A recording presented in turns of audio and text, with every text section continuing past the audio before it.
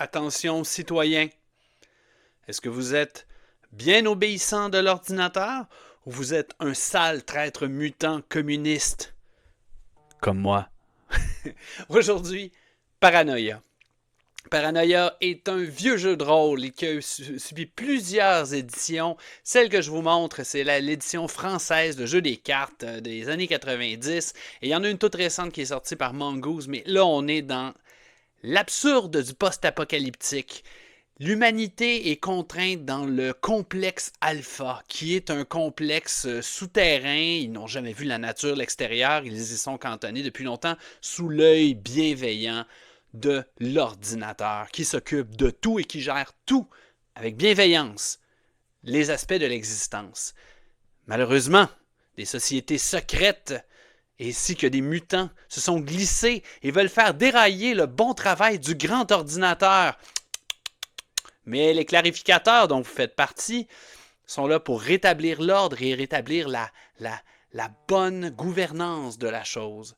Donc, Paranoia, le plus drôle, c'est qu'on est habitué dans les jeux de rôle où tous les personnages sont une belle équipe bien soudée, peut-être avec des frictions des fois entre le paladin et le voleur, mais là c'est un autre niveau.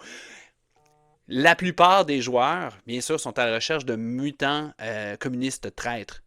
Mais tous les joueurs, sur la fiche de personnage, sont des mutants communistes traîtres et ont des sociétés secrètes. Alors ça devient un jeu de surveillance de son voisin, de le stouler à la première occasion et de l'exécuter. Si, bien sûr, vous avez envie de remplir le bon et le formulaire d'exécution, parce que bien sûr, il y a un formulaire d'exécution pour que l'ordinateur soit content et qu'on puisse rendre aux grâces administratives. Donc, vous exécutez, mais c'est pas grave. Parce que, bien sûr, l'ordinateur a tout prévu et a prévu des clones de votre personnage, de façon à s'assurer que votre mission puisse se perdurer dans le temps et que vous puissiez continuer à rendre service au service de l'énergie, au service de la logistique ou à n'importe quoi d'autre dont a besoin le complexe alpha et peut-être, qui sait, aller vers l'extérieur dans une mission mystérieuse et secrète. Aujourd'hui, donc, on a fait un personnage. Les personnages, les clarificateurs ont une accréditation qui va selon les couleurs de l'arc-en-ciel, rouge étant la pire, violette étant la meilleure. Oh, il y a des rumeurs d'accréditation infrarouge, bien sûr, mais ultraviolette, qui serait réservée pour les meilleurs angles, les meilleurs clarificateurs et surtout l'ordinateur lui-même. Et donc, aujourd'hui, on met toujours le R de l'accréditation rouge dans le nom. Donc, nous avons Rick R. Do. 1, puisque bien sûr, il s'agit du premier clone de sa génération. Il y en a 6 par génération.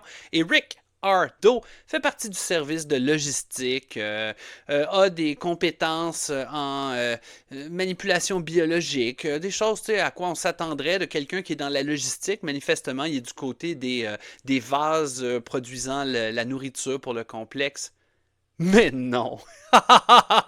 Il n'en est rien! Rick R. Do est secrètement un agent de la sécurité interne, mais c'est pas ce qu'on dit aux autres joueurs, donc je l'ai tiré par hasard, je suis quelqu'un de la sécurité interne, je prétends être au service de la logistique. Donc, Rick R. Do va clairement mourir dans des circonstances, probablement lorsqu'ils découvriront ses collègues clarificateurs qui, c'est un mutant qui a la possibilité de générer des champs énergétiques pour le protéger. C'est un mutant, il est absolument à abattre pour avoir bien sûr des promotions administratives, des éloges, peut-être même un petit côté Severance. On est dans une ambiance, ceux qui connaissent Terry Gilliam à la Brazil dans les années 80. D'ailleurs, quand j'ai fait une recherche du côté de Brazil, je me suis rendu compte que le même gars qui jouait dans Tales from the Loop, Jonathan Pryce, excellent acteur, jouait aussi à l'origine dans Brazil. Tout est dans tout, tout est dans tout. Donc, on est dans cette ambiance et cet univers-là, très technocratique, mais pas de la technologie super hot. En fait, il y a des robots, mais on ne sait jamais s'ils veulent pas nous tuer. Il y a à l'extérieur, si vous allez à l'extérieur, des cafards géants post-apocalyptiques. Bref, de quoi bien s'amuser. Donc, aujourd'hui, on est dans le paranoïa. Mais vous êtes de toute façon des traîtres mutants communistes, on le sait bien.